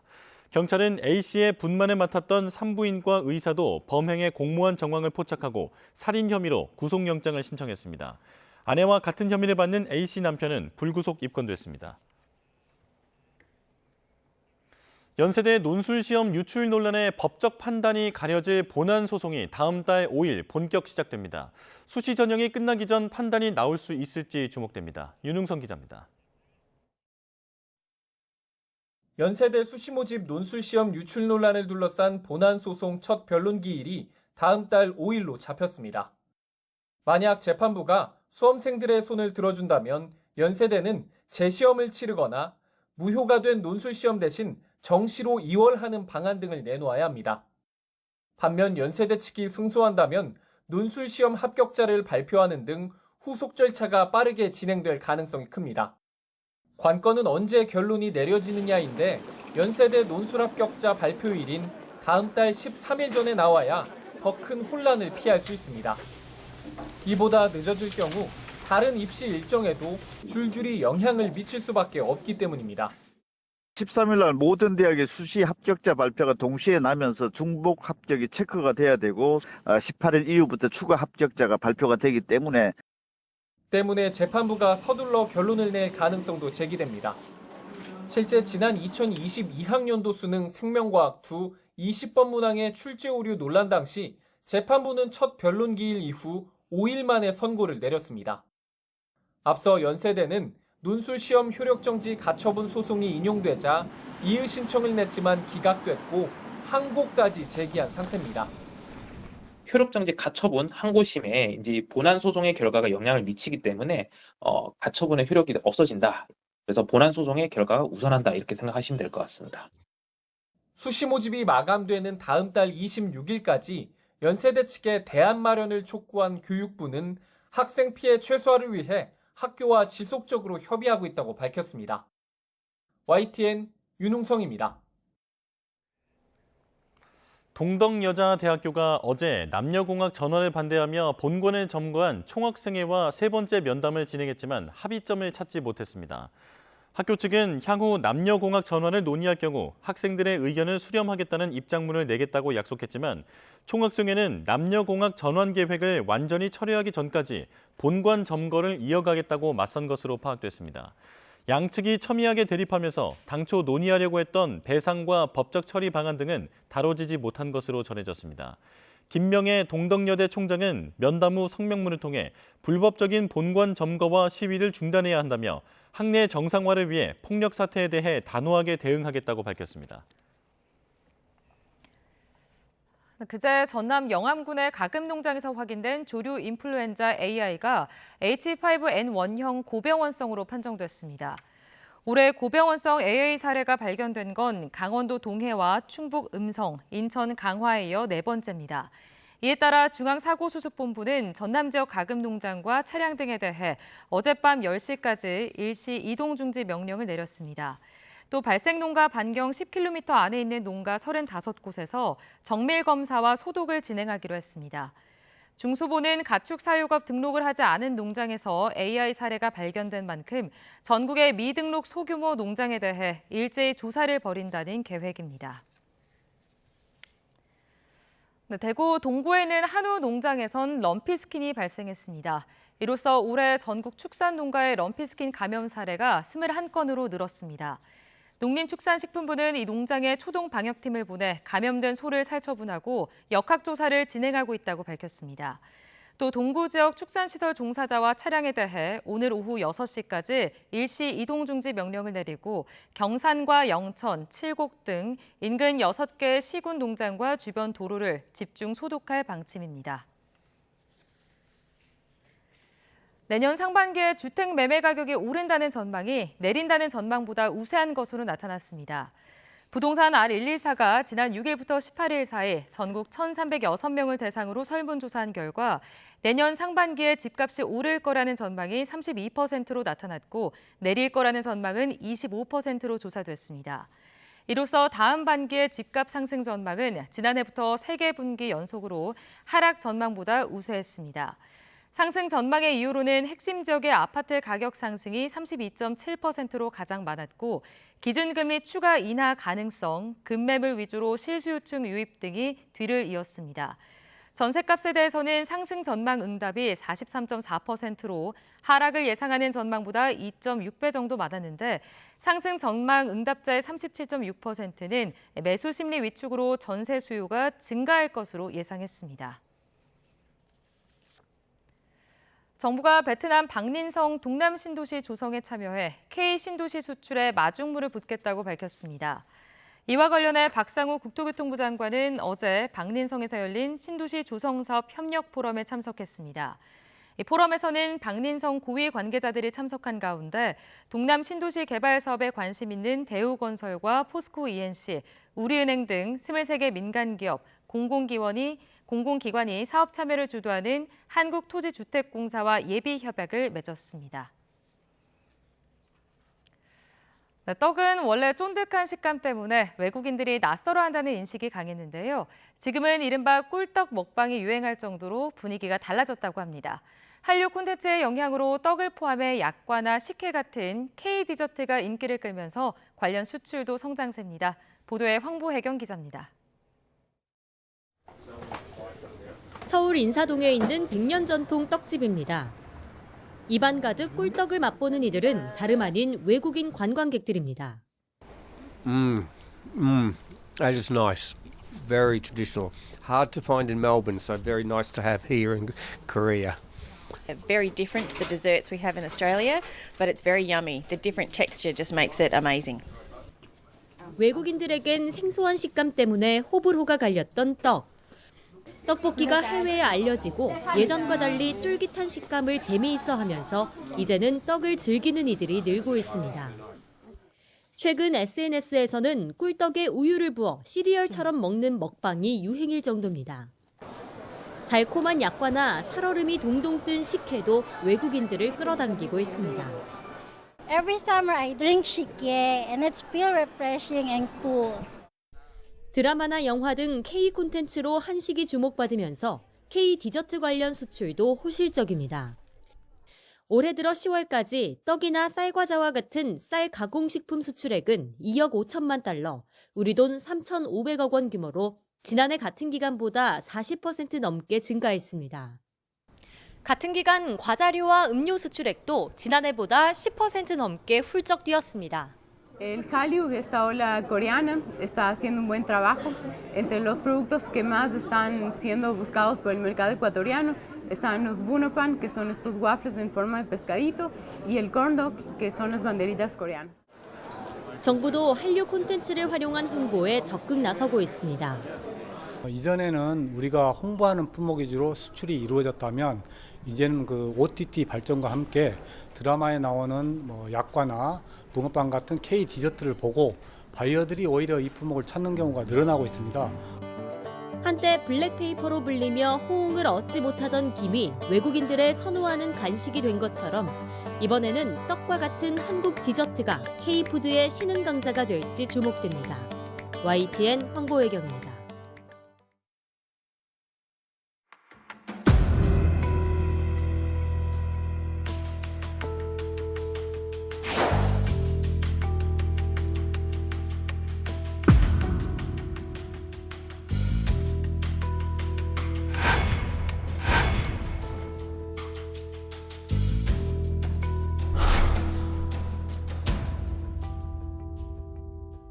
검찰은 김 씨가 이 대표 강요에 따라 위증한 거라고 주장했지만 이러한 일련의 행위가 정당한 방어권 행사였다고 판단했습니다. 검찰이 제출한 증거만으로는 이 대표가 김 씨에게 위증을 시키려는 의도가 있었다고 보기 어렵다고 강조했습니다.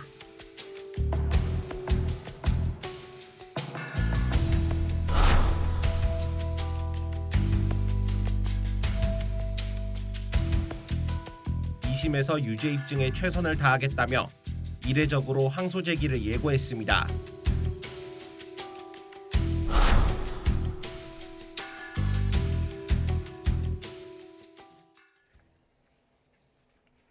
유리한 증언을 교사한 혐의로 재판에 넘겨진 이재명 더불어민주당 대표가 1심에서 무죄를 선고받았습니다.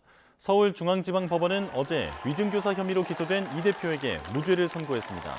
다만 위증 혐의로 기소된 김진성 씨는 일부 증언이 위증으로 인정돼 벌금 500만 원이 선고됐습니다. 이 대표가 미리 김진성 씨가 위증할 것임을 알았거나 예견할 수 있었다고 보기는 어렵고 통화 내용만 가지고는 허위 증언을 요청했다고 보기 부족하다는 게 재판부 판단입니다. 재판부는 이재명 대표가 통화를 하고 변론 요지서를 보낸 건 피고인으로서 충분히 할 수 있는 방어권 행사라고 판단했습니다. 여기에 이 대표가 직접 개입한 증거 역시 부족하다고도 봤습니다. 김철희 기자가 보도합니다. 이재명 대표는 지난 2018년 무렵 김진성 씨와 통화한 뒤 변론 요지서를 보내주겠다고 말합니다. 주로 내가 타겟이었던 거. 이게 지금 매우 정치적인 좀 배경이 있던 사건이었다는 점들을 좀 얘기를 해주면 도움이 될 것 같아요. 예. 저 변론 요지서를 하나 보내드릴게요. 이에 대해 1심 재판부는 이재명 대표의 이러한 일련의 행위가 정당한 방어권 행사였다고 판단했습니다. 이 대표가 적대적 관계에 있었던 김 씨에게 이러한 행동을 취한 점, 또 검사 사칭 사건으로부터 16년이라는 긴 세월이 지났던 점 등을 고려하면 선거법 위반 사건 피고인이 행사할 수 있는 방어권의 정도를 벗어났다고 보기는 어렵다는 겁니다. 또 이 대표가 상대방에게 자신이 필요로 하는 증언이 무엇인지 언급한 부분을 거짓 진술 요구로 단정할 수도 없다고 봤습니다. 여기에 더해 김진성 씨가 모른다고 하거나 부인하는 내용은 빼고 명백히 부정하지 않는 것에 대해서만 증언을 요청한 점 등도 무죄 근거로 작용했습니다. 이 대표가 최종적으로 6개의 증언을 요청했지만 정작 검사 사칭 사건 합의에 관한 증언은 김 씨가 기억이 없다고 하자 요구하지 않았다는 겁니다. 또 김진성 씨가 이 대표 변호사와 면담하며 증인 신문 사항을 작성하는 과정에 이 대표가 직접 관여했다고 보기 어렵다는 게 1심 재판부 판단이었습니다. YTN 김철입니다. 재판부는 쟁점이 된 김진성 씨 발언 6개 가운데 일부만 유죄로 판단했습니다. 특히 이 대표를 주범으로 몰자는 분위기가 있었다는 김 씨의 증언은 스스로 기억에 부합하는 것으로 위증이 아니었다고 봤습니다. 이어서 배민혁 기자가 보도합니다. 김진성 씨는 지난 2019년 이재명 대표 선거법 재판에 출석해 김병량 전 성남시장 선거 캠프 내부에 이 대표를 검사 사칭 주범으로 몰자는 분위기가 있었다는 취지로 증언했습니다. 검찰은 김 씨가 이 대표 강요에 따라 위증한 거라고 주장했지만 재판부는 증언 내용이 김 씨 기억에 근거한 것이었다고 판단했습니다. 이 대표와 김 전 시장이 서로를 고발하는 등 이전부터 적대적인 관계였던 점 등을 고려하면 김 씨가 관련 분위기를 스스로 인지해 재판에서 이야기한 것으로 봐야 한다는 겁니다. 김 전 시장이 KBS PD에 대해선 고소를 취하했다는 취지의 진술 역시 사실과는 다르지만 기억에 따라 증언했으므로 위증은 아니라고 판단했습니다.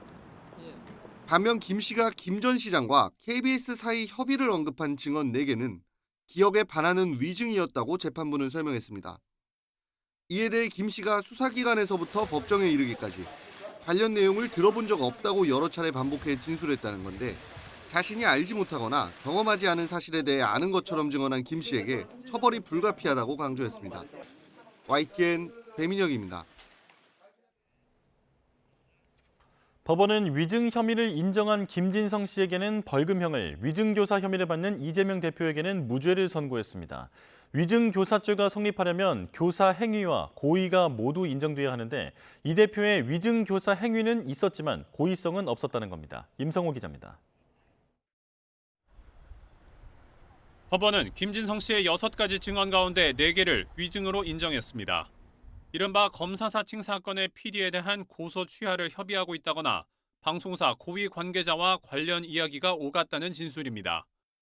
재판부는 김 씨가 법정에서 알지 못하는 내용을 아는 것처럼 거짓 증언했다면서도 잘못을 인정하며 반성하고 있는 점 등을 고려해 벌금형에 그쳤다고 설명했습니다.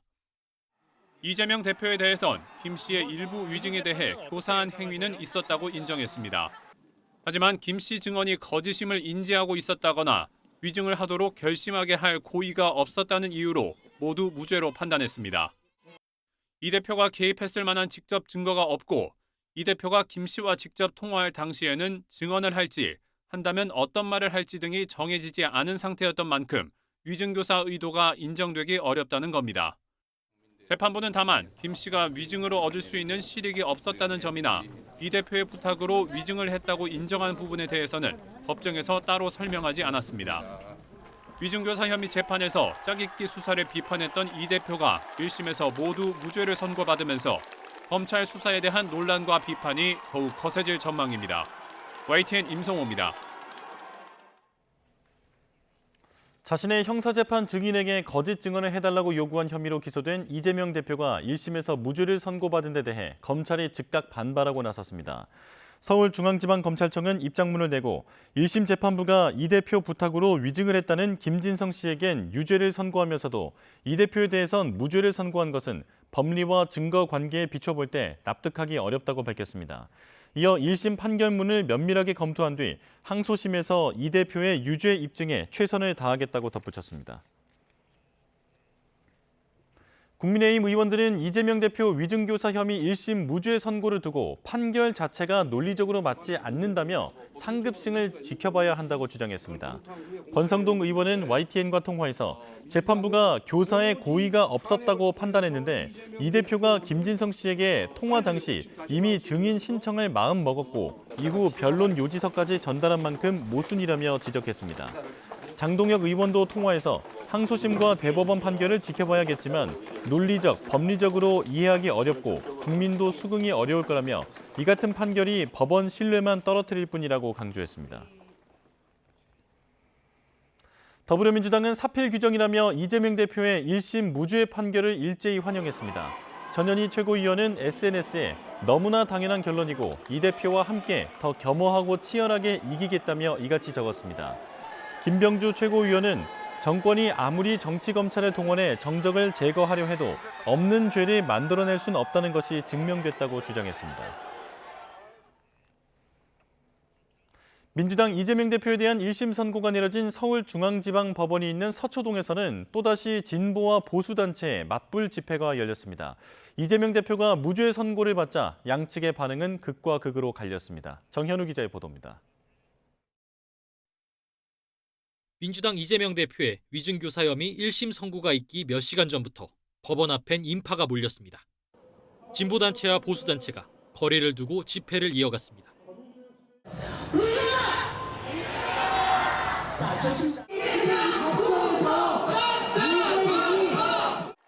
재판 1시간도 안 돼 무죄 판결이 나오자 분위기는 극명하게 엇갈렸습니다. 지지자들은 법원을 빠져나오는 이 대표에게 환호성을 보내고 민주당 의원들은 서로를 얼싸안았습니다. 일부는 눈물까지 보였습니다. 이재명 대표 규탄 집회 참가자들은 분노를 쏟아냈습니다. 곳곳에서 재판부를 향한 비난이 터져나왔습니다. 해산하는 과정에서 찬반 세력 일부가 가벼운 몸싸움을 벌이기도 했습니다. 다만 경찰이 기동대 40여 개 중대를 투입하고 양측을 분리조치하며 큰 충돌은 없었습니다. YTN 정인우입니다.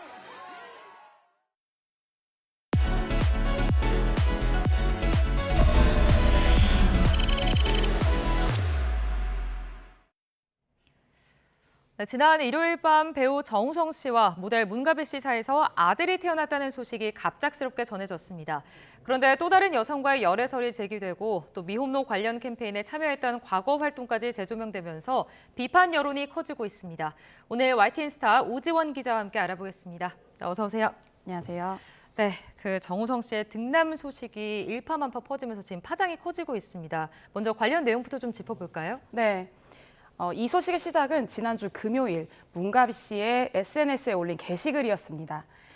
수년간 활동이 뜸했던 문가비 씨는 최근 엄마가 됐다며 장문의 글을 게재했는데요. 아이의 친부나 자신의 결혼 계획, 결혼 여부 등은 언급하지 않았습니다. 그러다 일요일 밤 연예 매체 디스패치가 문가비 씨가 지난 3월 낳은 아들의 친부가 정우성 씨라고 보도하면서 혼외자녀 소식이 처음 알려졌습니다. 정우성 씨의 소속사 아티스트 컴퍼니는 곧바로 이 같은 사실을 인정했습니다. 그러나 문가비 씨와의 교제 여부, 결혼 계획 등에 대해서는 함구했습니다. 소속사에서 좀 빠르게 인정을 하긴 했지만 지금 공식 입장문이 상당히 짧아요. 어떤 내용인가요? 네, 소속사는 아이의 양육 방식에 대해서는 최선의 방향으로 논의 중이며 아버지로서 아이에 대해서 끝까지 책임을 다할 것이라고 밝혔습니다. 이 짧은 공식 입장문을 두고도 여러 해석이 나오고 있는데요. 그중 법률상 친모와 혼인하지 않은 친부의 역할로 해석을 한다면 양육비를 양육자인 친모에게 보내주고 아이에 대한 면접교섭의 의무를 이행하는 등의 내용으로 정우성 씨의 입장을 바라볼 수 있습니다. 나아가서 정우성 씨가 지금과 같이 비혼의 상태를 유지한다면 사망 후 상속인으로서 본인의 친자를 인정할 수도 있습니다. 하지만 만일 향후에 결혼을 해서 상황이 달라진다면 이번에 낳은 자녀는 상속 순위에서 밀릴 수도 있습니다. 지금 현재까지 전해진 상황으로만 봤을 때는 정우성 씨가 문가비 씨와 결혼할 확률은 조금 낮아 보이거든요. 그럼 이런 상황에 대해서 좀 무책임하다 이런 비판 여론도 계속 지금 들끓고 있는데 어떻습니까? 네, 정우성 씨와 문가비 씨가 결혼을 전제로 만나지 않은 상황에서 출산을 하게 됐다고 하는데요. 이후에는 두 사람이 결혼을 두고 갈등을 빚었다는 이야기까지 흘러나왔습니다. 그래서 결혼 계획을 공식적으로 언급하지 않은 정우성 씨를 향해 무책임하다는 비판 여론이 일기 시작했는데요. 과거 결혼에 대한 생각을 밝힌 정우성 씨의 발언까지 함께 재조명됐습니다. 정우성 씨는 지난해 한 유튜브 채널에 출연해 결혼을 안 한 게 아니라 못한 것이고 시기를 놓친 것이라고 밝혔는데 이 영상이 문가비 씨의 임신 기간 중 공개된 상황이라 정우성 씨를 향한 비판의 목소리는 더 높아졌습니다. 또한 지난 2012년에는 한 지상파 예능에 출연해 좋은 아빠가 되는 게 꿈이다. 친구 같은 아빠가 되고 싶다고 했던 발언을 두고도 현재 상황과 맞지 않는다면서 실망스럽다는 반응도 나오고 있습니다. 자, 지금 이런 상황 속에 정우성 씨가 주변 사람들에게도 알려진 오랫동안 교제해온 여성이 따로 있다라는 열애설까지 나왔습니다. 지금 무슨 상황인가요? 네, 어제 한 연예 매체는 정우성 씨가 오랜 시간 교제해온 비연예인 연인이 있다고 보도했습니다. 이 여성은 이정재, 임세령 씨 커플과도 함께 만날 정도로 주변 사람들에게 잘 알려진 관계고 정우성 씨와 진지한 만남을 이어온 것으로 전해졌는데요. 이 매체는 정우성 씨의 연인이 혼외자의 존재를 알지 못했다가 큰 충격에 빠졌다고 전하기도 했습니다.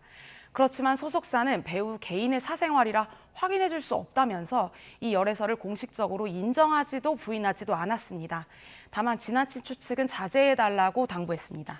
자, 이런 상황에서 지금 등남 소식에 열애설까지 나왔는데 일반인 여자친구의 사진이 지금 유출된 상황이에요.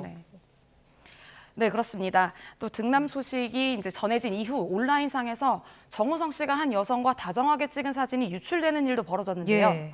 그러나 이 여성이 열애설이 제기된 오랜 연인과 같은 인물인지는 확인되지 않았습니다. 이 유출된 사진에 관해서도 소속사는 배우의 사생활이라고 선을 그었습니다. 이처럼 여러 여성과의 관계에 대한 말들이 흘러나오다 보니 정우성 씨의 사생활을 의심하면서 비판하는 목소리가 높아지고 있습니다. 네, 그러니까 유출된 사진과 지금 교제하는 여성이 같은 인물인지는 지금 밝혀지지 않은 상황인 거고, 네, 그렇습니다. 지금 정우성 씨가 과거에 이제 사회적 약자를 위한 목소리를 냈던 활동들도 지금 다시 재조명되고 있거든요. 그러니까 현 상황과 좀 배치되는 것 아니냐 이런 의견들도 있죠. 네, 먼저 정우성 씨가 지난 2018년 미혼모를 위한 캠페인에 참여했던 이력이 다시 주목받고 있습니다. 정우성 씨는 당시 이 캠페인의 비하인드 영상에서 내가 같이 해도 되는 캠페인인가라는 생각도 들었다. 한 생명을 이야기하는 것 아닌가라며 생명의 소중함을 언급했습니다. 혼인하지 않은 관계에서 아이의 출산을 결정한 상황인 만큼 정우성 씨의 현재 상황과 캠페인의 취지가 어긋난다는 지적이 있습니다. 이 같은 과거 활동을 고려했을 때 현재 정우성 씨의 상황이 책임감 없어 보인다는 지적은 계속되고 있습니다. 예, 이런 지적도 있지만 또 반면 정우성 씨를 옹호하는 여론도 있다고요. 네, 혼외자, 연애와 결혼 등의 문제는 아무래도 배우의 사생활의 문제이기 때문에 제3자가 재단할 수 없다는 의견도 꽤 많습니다. 또 새롭게 태어난 생명을 위해서 도를 넘는 비판은 자제해야 한다는 자정의 목소리도 높습니다. 특히 문가비 씨가 최초 게재했던 글 중에 한 아이의 엄마로서 평범한 행복을 누리며 살아가기 위해 용기 냈다. 축하한다는 그 말 한마디면 충분하다고 했던 내용에 주목하면서 비판보다는 새 생명의 탄생을 축복하자는 반응도 있습니다. 더 나아가 이번 논란을 계기로 혼외자 문제가 사회적 화두로 떠올랐습니다. 저출산 시대에 혼외자가 1만 명을 돌파한 만큼 결혼과 출산의 개념을 분리하고 아이들을 보호할 제도적 장치에 대한 논의가 이루어져야 한다는 목소리도 나오고 있습니다. 네, 지금 여러 의견들이 나오고 있는데 그러니까 지난 3일간 정말 그야말로 파장이 계속되고 있습니다. 정우성 씨의 앞으로의 좀 행보 어떻게 보십니까? 네, 정우성 씨는 이번 주 금요일 제45회 청룡영화상 시상식을 앞두고 있습니다. 정우성 씨는 지난해 11월 개봉한 영화 서울의 봄으로 남우주연상 후보에 올라 이날 시상식에 참석할 예정입니다. 이 일정은 정우성 씨가 등남 사실을 인정한 뒤 처음으로 서는 공식 석상입니다. 네, 서울의 봄이 1,000만 관객을 넘긴 흥행을 일으킨 작품인 만큼 그의 수상에 대한 기대도 큰 상황인데요. 수상하게 됐을 때 무대 위에서 그가 최근 논란에 관한 입장을 직접 밝힐지 관심이 집중되고 있습니다. 다만 소속사와 영화제 측에서 이번 비온 등남으로 인한 파장이 확산하는 상황을 고려해서 참여 여부를 재논의하고 있는 것으로 확인됐습니다. 정우성 씨는 이 외에도 내년 공개를 앞둔 디즈니 플러스 드라마 메이드 인 코리아 촬영에 집중할 것으로 보입니다. 다만 우리나라 정서상 혼외 출산에 대한 불편한 시선이 지배적이다 보니 알려진 것 외에 다른 연예 활동은 당분간 위축될 것으로 보입니다. 네, 알겠습니다. 지금까지 전해진 소식들을 중심으로 좀 짚어봤습니다. 지금까지 YTN 스타 오지원 기자와 함께 알아봤습니다. 오늘 말씀 고맙습니다. 감사합니다.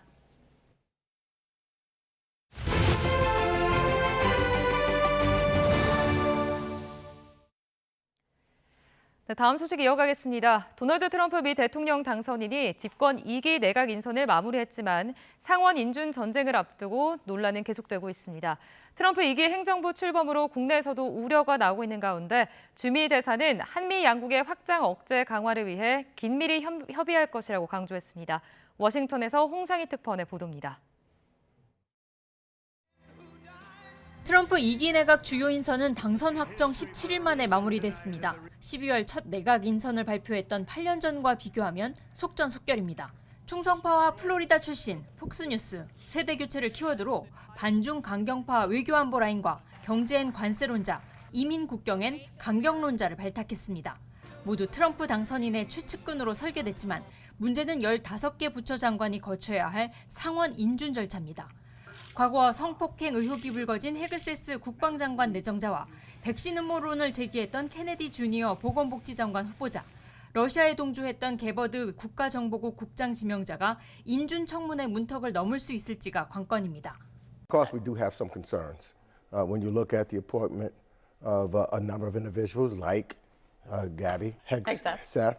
You find individuals who do not seem to be qualified for the job and individuals who have had statements.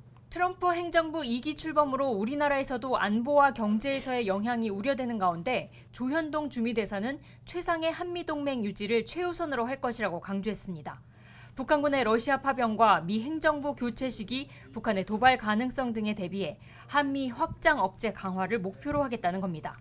트럼프 1기 행정부 당시와는 판이하게 달라진 한반도 안보 상황하에서 한미 양국의 확장 억제 또 연합 방위 태세가 공고하게 유지되고 더욱 강화될 수 있도록 미측과 계속 긴밀히 협의해 나갈 것입니다. 특히 트럼프 2기 행정부에서의 보편 관세 도입 등 경제 통상 정책 변화 가능성에 대해서는 한국이 대미 투자액 1위에 오른 사실을 상기시키며 투자 환경 유지가 중요하다는 점을 강조할 계획입니다. 특히 이번 우리 정상과 트럼프 당선인과의 통화는 의례적인 당선 축하 메시지를 넘어서 조선 협력과 같이 실질적인 협력 분야에 대한 의견 교환도 이루어졌다는 점에서 첫 단추가 잘 끼워졌다고 생각합니다. 조 대사는 또 인공지능과 방산 등 기존 협력 분야뿐 아니라 전략 사업 분야에서의 협력도 모색해 도전 요인은 최소화하고 기회를 최대화하겠다고 밝혔습니다. 트럼프 2기 행정부 출범을 앞두고 국내에서도 불확실성에 대한 우려가 제기되고 있지만 달라진 안보 환경과 경제 시너지를 강조해 한미 간 협력을 이끌어내겠다는 의지로 풀이됩니다. 워싱턴에서 YTN 홍상입니다. 도널드 트럼프 미국 대통령 당선인이 재무부 장관 후보자로 월가 출신인 스콧 베센트를 지명하면서 뉴욕 증시가 동반 강세로 마감했습니다. 트럼프 2기 행정부의 재무부 장관으로 지명된 미국 헤지펀드 키스퀘어의 창립자 스콧 베센트가 관세와 이민 정책을 적절히 완급 조절할 것이라는 기대감이 매수 심리를 자극했습니다.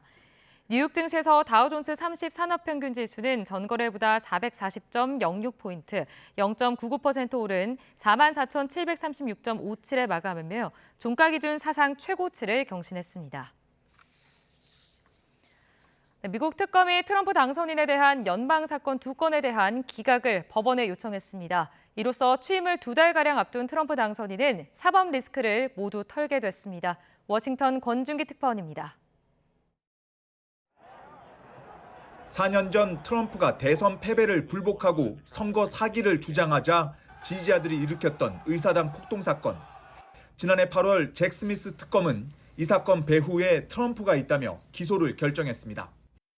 Today, an indictment was unsealed, charging Donald J. Trump with conspiring to defraud the United States. 트럼프의 압승으로 끝난 대선 3주 만에 스미스 특검은 대선 결과 뒤집기 사건과 기밀 유출 사건을 기각해달라는 요청서를 법원에 제출했습니다. 현직 대통령은 기소 대상이 될 수 없다는 헌법에 따라 두 사건 재판을 트럼프의 임기 종료 때까지 중단해달라고 요청한 겁니다. 트럼프 측은 법치주의의 중대한 승리라고 평가했습니다. 트럼프가 대선을 승리하면서 이 사건 기각은 예정된 일이었지만 다음 달 초가 기한인 점을 감안하면 예상보다 빠른 시점이었습니다.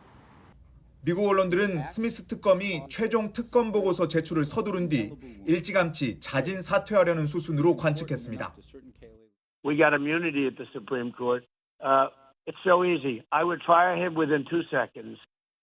이런 가운데 월스트리트 저승사자라고 불리는 뉴욕 남부연방지검 데이미언 윌리엄스 지검장은 다음 달 13일 사퇴하겠다고 미리 밝혔습니다. 트럼프는 이 자리에 자신의 골프 친구이자 일기 행정부 증권거래위원장이었던 제이 클레이턴을 지명했습니다. 워싱턴에서 YTN 권중입니다.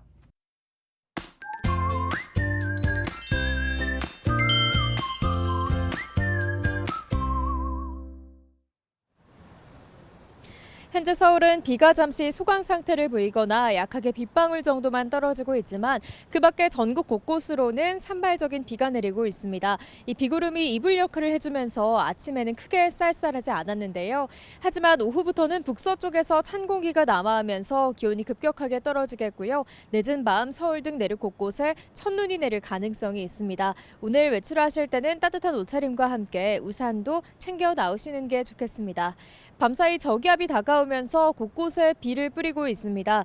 어제부터 지금까지 제주 산간에는 이미 100mm가 넘는 큰 비가 내렸고 시간당 30mm 안팎으로 강하게 쏟아지기도 했는데요. 남부지방은 오늘 오전까지, 중부지방은 밤까지 비가 더 이어지겠습니다. 그 사이 예상되는 비의 양은 대부분 최고 30에서 40mm 정도가 되겠습니다. 다만 오후부터는 강한 한기가 남하하면서 비가 눈으로 바뀌어 내리겠습니다. 곳곳으로 많은 눈이 예상돼 대비가 필요한데요. 특히 강원 내륙과 산간에는 모레까지 최고 20cm 이상의 폭설이 예상돼 대설 예비특보가 내려졌고요. 또 경기 동부와 충북, 전북 동부와 제주 산간에 최고 10에서 15cm, 서울 등 수도권에도 3에서 8cm의 많은 눈이 내려 쌓이겠습니다. 기온은 갈수록 내림세를 보이며 목요일부터는 영하권 추위가 찾아오겠고요.